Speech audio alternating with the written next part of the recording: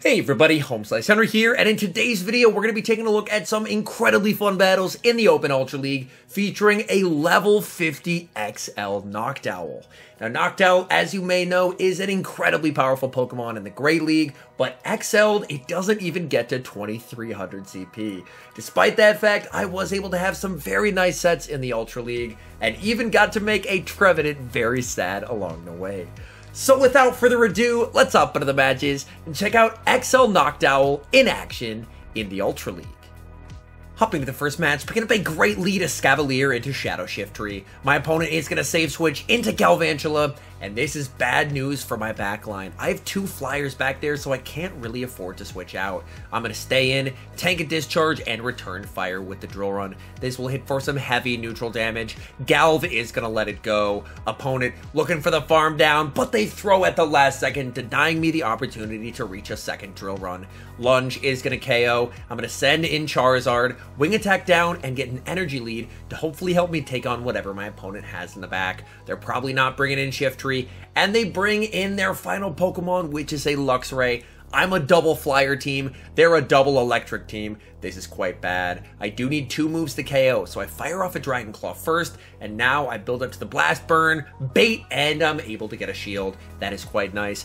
Is this going to be a bait? Psychic Fangs or Wild Charge? I commit the shield, and I get baited. That's quite unfortunate. I'm continuing to farm. I will be firing off a Dragon Claw. Dragon Claw does get a shield from the Luxray. At this point, I'm just going to let it go and trust in XL NOCTOWL. They go for the Wild Charge. That KOs. In comes NOCTOWL. Farming up, and I'm very close to the Sky Attack. If they stay in, I'll be able to KO them. We'll have to see. They're going to switch, and they bring back in the Shadow Shiftry. I'm firing out the Sky Attack. This is going to hit for massive super effective damage, and they're only able to reach a last second Leaf Blade. Leaf Blade not going to be doing a lot of damage here. Back in comes the Luxray. They don't have a Wild Charge loaded. This will be game over. NOCTOWL takes out the Luxray, and that is a good game. Moving into the next match, picking up a great lead, Escavalier into Charmalola Ninetales. My opponent is staying in this matchup, so they very well could be weak to Escav in the back. If that's the case, preserving the Escav may not be a bad idea. I'm just going to continue to farm. My opponent is going to fire off a charge move. I will let this through because whatever they throw here, they go for the Psyshock, isn't going to do a lot of damage. I'm going to bank a drill run, send in my Charizard, and my opponent responds with a Shadow Claw Giratina. I do have a small energy lead, and with Wing Attack, I charge incredibly quickly. They're going to be firing off Dragon Claws, hitting me for neutral, whereas I'm able to hit for super effective damage with the Charizard. I farm up, and I fire off Dragon Claw on the CMP tied to their move. Dragon Claw gets the shield. My opponent, recognizing that they will have to go into a shield deficit to win this match. I should be able to reach one final Dragon Claw on very low HP. Again, the energy generation from Charizard is absolutely incredible. And now I can send in the XL NOCTOWL and look to fully farm down here. Let's go. They're going to fire off a Dragon Claw. They will be able to reach one final Dragon Claw before I'm able to farm them down. But again, that's perfectly fine. XL NOCTOWL able to tank it and get the farm down. We'll have to see what my opponent does have in the back here. My opponent is thinking about it, and they send in the Ninetales. I'm going to bank double Sky Attack and get the snipe with Escav. In the back, they have Nidoqueen, and this game is definitely over. I fire off the drill run. They let that through. At this point, they do know that I have the double Sky Attacks loaded, so either way, if they shield this or not, the game's over. They let it through, and that is a good game. Picking up a pretty nice lead in the next match, Escavalier into Galarian Stunfisk. I'm definitely fine with staying in this lead, because if at all possible, I do want to keep the Stunfisk away from my NOCTOWL. I'm going straight for the Drill Run here. Drill Run is able to land, getting the Stunfisk deep into the red. They can go for an Earthquake. I do survive it, and then I should be able to counter down before my opponent is able to reach their next charge move. So I do leave with a move loaded. We'll have to see what they have in the back. They have Trevenant. I save switch into my Charizard, and I'm able to bait out Lapras. This is perfect. I baited out the Lapras, and my NOCTOWL is about to absolutely crush that Trevenant in the back. No baiting here. Going straight for the blast burn, and my opponent commits the shield. Lapras going for the farm down, and that's going to cost them. Able to reach a second blast burn, rocking the Lapras, as the Lapras is now into the red health. I have a move loaded on my Escav, may as well put it to good use. This should be grabbing the final shield, as my opponent does correctly read that I'm strong in the back against Trevenant. And now, in comes the NOCTOWL. In case they have Ice Beam, I will commit the shield. And they have the Ice Beam. We commit the shield. Opponent sees the writing on the wall and concedes the match. Nightmare lead in the next match, Escavalier into Tapu Fini. Tapu Fini is a pretty big core breaker for the Escavalier Charizard core, so I'm definitely in a rough spot here. They're going to fire off a Surf. Surf will do some solid damage, and I'm going to farm up and return fire with a Drill Run. If they go for the farm down, I will be able to reach double Drill Run, and that will get them quite low. So I definitely need them to shield up this second Drill Run. Escav, farming up, firing off the Drill Run. They commit the shield, and this is quite bad. I'm going to send in NOCTOWL. They're staying in, and they're firing off a move. I'm going to let this go. I still don't know what they have in the back yet, and my opponent is going to send in a Registeel. Things going from bad to worse. I'm going to massively overfarm and fire off this Shadow Ball. Shadow Ball is going to land. My opponent is going to fire off a charge move. I'm not shielding the NOCTOWL. I'm going to let this through. My opponent goes for a Focus Blast, and they are looking for a Focus Blast and farm down. I will fire off the Shadow Ball. Shadow Ball able to land. My opponent going for an incredibly aggressive lock-on farm down. NOCTOWL able to hang on and reach the last second Shadow Ball. That is big. That is going to get their Registeel quite low. Registeel does have a move loaded. I send in Charizard. They're going to bring back in the Tapu Fini. I'm going to shield once and try and commit to the farm down. If I can farm down and leave with some energy, maybe I have a chance to take out whatever my opponent has in the back. I leave with a ton of loaded energy here.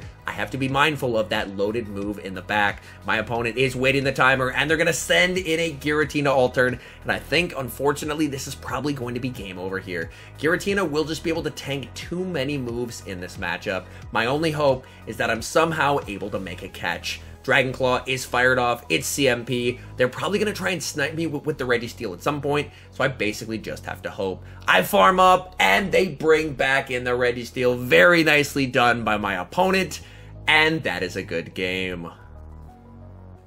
The tough leads continue in the next match as we lead a Escavalier into a Shadow Gliscor. This is absolutely awful. I will need to immediately save switch out of here into the Charizard. Gliscor is staying in this matchup. They're going to overfarm and fire off a Night Slash. I'm of course going to let the first one through in case they get the boost. Thankfully, they do not, and I'm going to fire off a Dragon Claw on the CMP tie to their next move. Dragon Claw does get the shield, and that is a massive bait, as now, provided they don't boost, I should be in a spot where I can flip switch here. So I am going to overfarm and again just look to try and go for CMP. My opponent recognizes that, so they do go for the extra. I'm going straight for the Blast Burn. That does get the shield. My opponent will fire off a move to get my final shield. I'm just going to watch for a switch here. As long as they don't switch, which they do not, I wait a turn, I fire off the Blast Burn, and now I have switch advantage, and that should prove to be big, especially with a Hitmonchan in the back, which I can align against my NOCTOWL. NOCTOWL will be able to tank whatever elemental punch they throw here. They go for the Thunder Punch.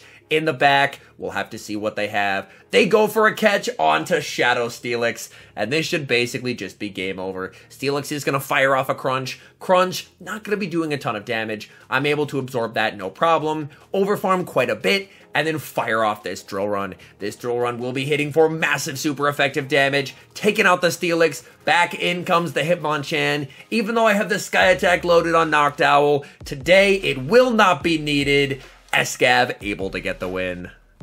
Even more bad leads in the next match, Escavalier into Dragonite. I will immediately save switch into Charizard. My opponent banks a little bit of energy, and they're going to send in Galarian Stunfisk. Not a great spot to be in. Stunfisk is able to hit for double super effective damage with Rock Slide. I will commit the shield. Rock Slide would do massive damage, and I'm going to return fire with a Blast Burn. Blast Burn, able to land, getting the Stunfisk very low. I'm going to fire off the Dragon Claw on the CMP tie to their next Rock Slide. Dragon Claw does get the shield, and I'm going to shield back. If possible, I want to get switch or hopefully catch a Rock Slide back onto my Escav. So I'm going to farm up, fire off the Dragon Claw, and if they shield, it's time to catch. They shield. I throw one, switch, my opponent holds on to their energy, incredible patience by my opponent, and they're going to send back in Dragonite. Dragonite will be met with the Mega Horn, and this is going to hit for some heavy resisted damage, getting the Dragonite deep into the red. Dragonite is forced to superpower here, and I actually may be in an okay spot.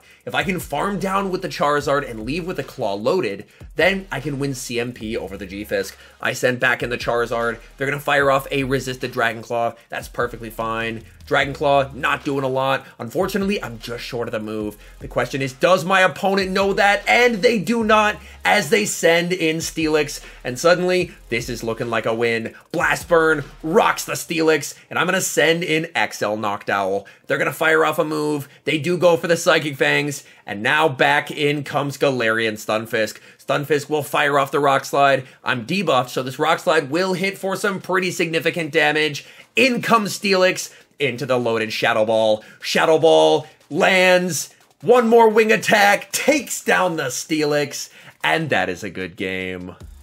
Tough lead in the next match, Escavalier into Galarian Weezing. I save switch into my Charizard, and my opponent responds with a Rollout Miltank. Rollouts are able to hit for double super effective damage, but thankfully Rollout is a pretty weak move in terms of fast move pressure, so Charizard is honestly not in a bad spot here. They fire off a Body Slam, I tank it, they reach Body Slam number 2, but as you're going to see, even this still does not take out Charizard, and Charizard will be able to force switch advantage or shield advantage from my opponent. This Blast Burn does get shielded. I'm going to immediately send in the Escavalier and go for a farm down. Escav with an energy lead and shield advantage should do pretty okay against Weezing. My opponent recognizes that, and they're going to give up switch, bringing back in the Weezing. I fire off the Drill Run. Drill Run able to land, dealing massive super effective damage. This feels like a pretty decent bait opportunity for my opponent, so I let it through, and it is a play rough bait. That's huge. This ends up being a CMP tie. I'm firing off the Drill Run. Are they willing to give up their final shield?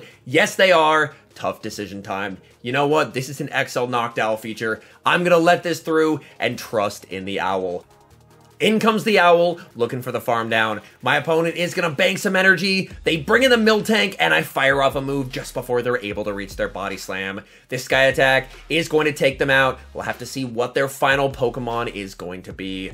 And my opponent going to send in a Registeel, and this is an absolute disaster. I have 2 shields, but this is not looking good. I just have to hope that they don't get a debuff. If they debuff, that removes any possibility of me winning this game. They go for the Zap Cannon, and they do get the debuff, and that is game over, because as you're going to see, 4 Shadow Balls are now not going to be enough to KO. So unfortunately, this is just game over, and my opponent is able to make a beautiful play, making a CMP sack swap as well. So if it wasn't over, it is definitely over now. Shadow Ball is going to KO, and I concede the match.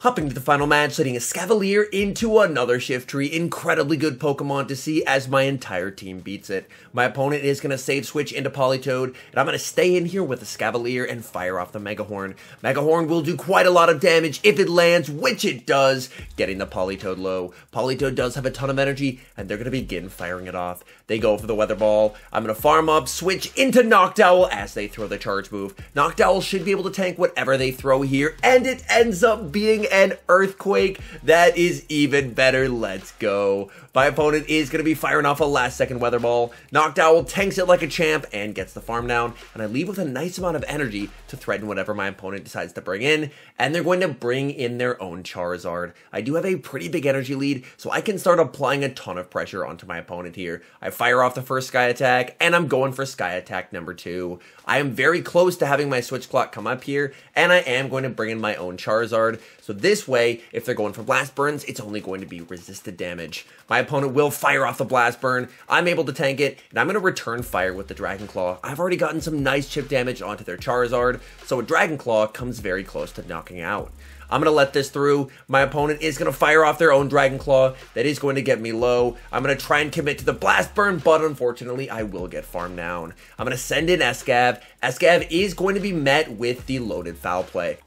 Foul play gets me very low, and I will fire off the last second drill run. I didn't think I was going to be able to make the Mega Horn, so I fire off the drill run to get some chip damage, and from here, NOCTOWL can pretty safely double shield and just commit to the farm down. They will fire off a Leaf Blade, I commit the shield. At this point, honestly, I had lost count. I commit the shield. It only ends up being a Leaf Blade, but it's not really gonna matter. Charizard doesn't have energy, and that is a good game. All in all, XL NOCTOWL ended up having more play than I was expecting, which was definitely a welcome surprise. I would say it is still definitely more of a spice pick than a pick I would recommend for climbing, but it is cool to see an XL Pokemon that doesn't even break 2300 put in some nice work in the Ultra League.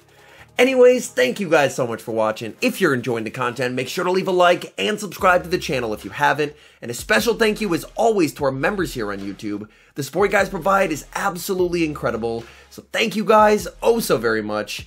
And until next time, I've been HomeSliceHenry.